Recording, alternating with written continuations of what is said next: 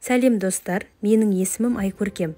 Бүгін біздер өте дәмді, балалық шақты еске түсіретін, ірімшік қосылған супер омлет дайындайтын боламыз.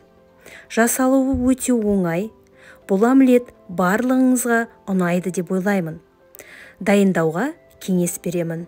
Рецепт видеоның описаниясында толық жазылды. Құрамына қажетті 8 жұмыртқаны жарып, жақсылап тұрып араластырамыз. Яғни сұйық массамыз бір келік етіп араласуы керек.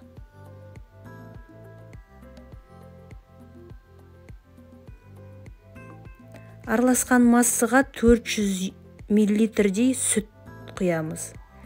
Сүттің температурасы маңызды емес.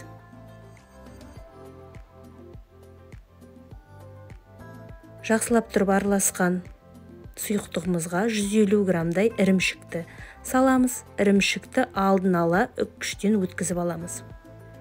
Бұл массаны жақсылап тұрып венчикпен араластырамыз.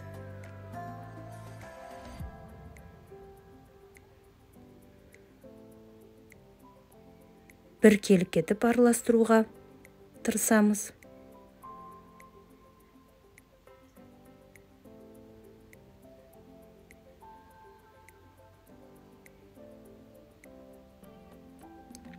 Және қажет мөлшерде тұз саламыз. Өз қалауларынша тұз салуға болады. Барлығын араластырып, алдын ала дайындап форманы, яғни оны майлап пісіріп аламыз. Яғни бұл бізде омлетімізді 200 градуста 35 минуттай пісіреміз. Міне омлетіміз дайын. Ас болсын. Достар, қазақша контентті қолдап, менің арнама тіркеліп,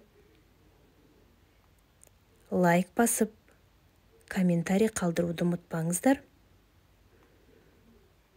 Бірге болыңыздар.